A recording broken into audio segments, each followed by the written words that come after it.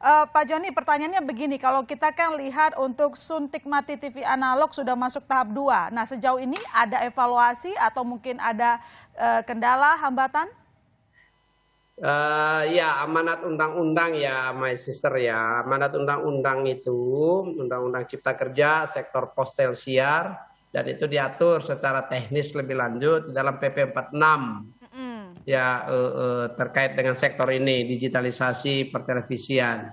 Di situ diamanatkan per tanggal 2 November Ya. 2022 ya itu analog switch off. Semua TV-TV yang tidak digital siarannya itu mati. Analog switch off itu. Sehingga ya kita harus melakukan penyelenggaraan selama ini dalam dua bentuk, yaitu penyelenggaraan simulcast, yaitu penyelenggaraan siaran televisi analog dan digital secara bersamaan, dan secara bertahap mematikan atau mengakhiri siaran analognya. Ya. Siaran analog ini kita lakukan secara bertahap. Mengapa? Karena memang wilayah nasional kita ini sangat besar. Ada 12 ini wilayah siaran terestrial di Indonesia dan luas wilayah yang besar. Dan secara teknis harus dibutuhkan pemanfaatan reuse spektrum frekuensinya. Untuk masing-masing itu dimatikan dan untuk memulai siaran digital. Nah, sehingga kita lakukan itu secara bertahap, multifase. Ya, tahap yang pertama sudah kita lakukan, nanti dalam tahap-tahap berikutnya akan kita lakukan sampai dengan tanggal 2 November. Ada beberapa yang harus kita persiapkan. Yang pertama, industrinya, perusahaan televisinya, broadcastingnya. Broadcastingnya harus mempersiapkan seluruh perangkat siarannya secara digital dan manpowernya secara digital. Ya, jadi industrinya harus jalan dulu. Sehingga di sini keputusan para pemilik televisi penting sekali. Ya, untuk memastikan mereka mempunyai peralatan di kantornya atau di broadcasternya masing-masing itu sudah siap menyiarkan siaran digital.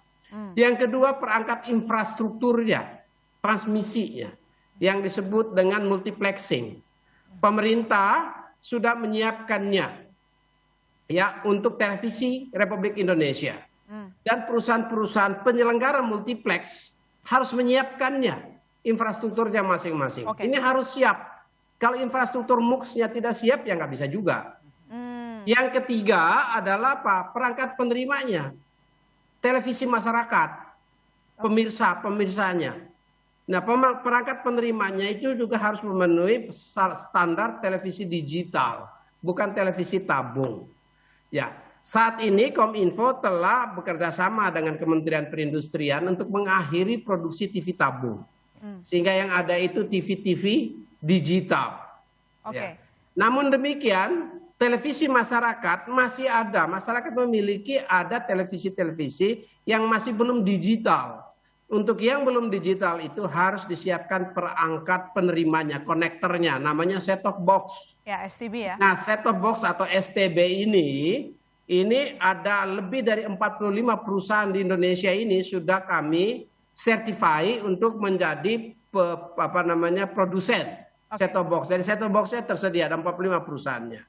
Nah, bagi keluarga miskin, supaya jelas dulu my sister ya, bagi keluarga miskin itu syarat utamanya disediakan set-top boxnya oleh perusahaan-perusahaan penyelenggara, perusahaan-perusahaan TV, ya broadcaster, perusahaan TV, yang menjadi penyelenggara multiplex, yang dapat lisensi multiplexnya.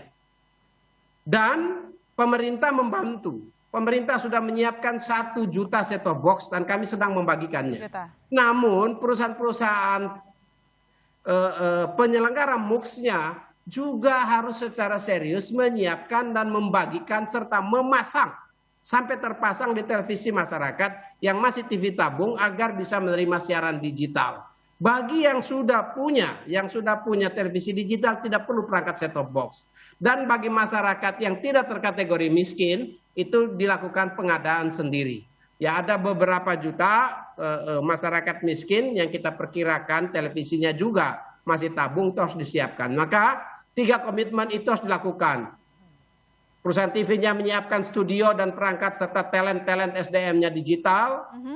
Yang kedua, infrastruktur MUX-nya harus dibangun baik oleh pemerintah maupun penyelenggara multiplexing. Dan yang ketiga, perangkat TV penerima masyarakat juga harus digital. Jika belum digital, maka harus menggunakan konektor yang disebut dengan set-top box. Terkait tadi kesiapan infrastruktur multiplex, Pak Menteri, sejauh ini ada laporan atau mungkin catatan yang dimiliki oleh Komisi? Kalau pemerintah untuk kebutuhan TVRI tersedia. Kami memastikan bahwa sampai dengan tanggal 2 November infrastruktur multiplexnya tersedia. Dan saya mendapat laporan infrastruktur multiplex yang dibangun oleh perusahaan-perusahaan televisi penyelenggara multiplex juga sudah tersedia. Jadi dari sisi infrastrukturnya mudah-mudahan tersedia dan bisa kita lakukan analog switch off. Oke, artinya untuk tahap 3 namun set-top box-nya yang harus dibagikan, TV masyarakatnya harus tersedia konektor atau STB-nya. Itu tadi untuk STB kan 1 juta ya Pak Menteri targetnya? Pemerintah 1 juta. Pemerintah 1 juta. Sisanya 5,6 jutanya oleh perusahaan-perusahaan TV swasta ini. Oke. Perusahaan-perusahaan swasta ini yang harus membagikan. Jadi nanti kalau TV masyarakat mati, karena set-top box-nya nggak ada, ya perusahaan-perusahaan TV ini yang harus bertanggung jawab. Ya ini omong terus terang aja, karena tidak ada diantaranya. Tidak ada sulap-sulap di situ. Ini kepastian ada atau tidak ada, bukan diantaranya. Kalau tidak ada ya TV-nya mati. Kalau TV-nya mati, maka yang bertanggung jawab siapa? Penyelenggara MUX-nya, yaitu TV-TV yang diberikan lisensi untuk menjadi penyelenggara multiplexing. Target pembagian STB itu selesai kapan Pak Menteri dari pemerintah 1 juta? Ya sebelum kita melakukan penutupan akhir. Saat ini kami sudah melakukan dan saat ini yang membagikan set-top box masih pemerintah dominannya. Tapi pemerintah hanya bisa menyediakan 1 juta. Sisanya ini industrinya, makanya saya dari awal sudah mengatakan ini bukan masalah dewan redaksi, bukan masalahnya wartawan televisi, bukan masalahnya host TV, bukan. Ini masalah pemilik TV, industrinya. Yang mau mengalokasikan dana untuk menyiapkan alat-alat ini atau tidak. Jadi kalau saya berbicara dengan dewan redaksi, berbicara dengan presenter, berbicara dengan TV host, maka nggak nyambung. Karena bukan mereka yang menyediakan barang ini. Pemilik TV-nya yang harus menyediakan. Manajemen dan pemilik TV. Nah saya tentu minta kerjasama dari penyelenggara multiplex, pemilik televisi, untuk secara aktif ya, dan bersemangat gitu ya untuk memastikan menyediakan set-top box yang menjadi komitmen mereka, karena ini komitmen mereka secara tertulis yang menjadi komitmen mereka untuk dibagikan dan dipasang di TV-TV tabung masyarakat atau TV-TV yang belum memenuhi standar DVB-T2 itu ya, sampai bisa menerima siaran digital. Karena nanti pada saat kami lakukan switch off, yang kami akhiri layanannya adalah layanan analog. Sedangkan layanan digitalnya saat ini kan simulcast, dua-duanya kita dilayani. Nanti pada saat layanan analog diakhiri, yang ada layanan digital. Dan di TV masyarakat yang bukan digital, siarannya mati, di situ akan ditulis harus menghubungi siapa. Tapi gini, Pak, ditulis karena apa? Harus memasang set-top box di situ. Pak Menteri, karena tadi Anda mengatakan bahwa memang industri harus siap begitu, cuman pertanyaan saya begini, bagaimana juga bahwa regulator memastikan industri dari media tersebut juga siap? Katakanlah kemarin kalau kita lihat ada putusan Mahkamah Agung membatalkan pasal sewa slot multiplexing gitu, ini kan juga jadi sebuah konsen. Itu bukan set-top box, itu multiplex. Ya, yang jangan dicampur aduk. Jangan membuat pemirsa bingung. Ya jangan sampai masyarakat bingung. Set-top box itu tugasnya, komitmennya penyelenggara TV multiplex, yaitu TV-TV yang sudah mendapat lisensi MUX. Dan sudah komitmen itu tertulis. Ini yang kita minta untuk didistribusikan. Saya punya datanya, nanti tidak etis lagi kalau saya sebut di sini. Tapi saya minta komitmennya untuk kita lakukan. Pemerintah menyiapkan 1 juta. Dan kami distribusikan 1 juta itu tentu ya dengan banyak pertimbangannya. Dengan banyak pertimbangannya kami distribusikan itu. Agar secara perlahan kita bisa lakukan switch off analog atau akhir dari siaran analog. Ini sensitif my sister. Ya karena apa? Pada saat nanti kalau TV masyarakatnya mati, dan protes ke Kominfo, saya akan sampaikan di situ, jangan datang ke Kominfo, datang ke pemilik TV. Tapi gini, Pak, mungkin bisa dielaborasi. Ini karena kamu tanya ya, saya ngomong terus terang, saya nggak mau abu-abu di sini. Oh Karena iya, tidak saya juga ada nanya kan makanya tadi soal penelitian. mungkin kalau misalnya Pak Menteri Masa itu tadi agak sedikit campur aduk STB dengan keputusan MA, nanti kita bisa bahas di lain di lain. Nah ini kali ini ininya. kan nggak ngomong itu, kalau ngomong itu lain saya punya pendekatan tadi. Oke, tapi gini Pak, mungkin Anda bisa jelaskan kepada masyarakat apa urgensi kita untuk berpindah dari analog ke digital.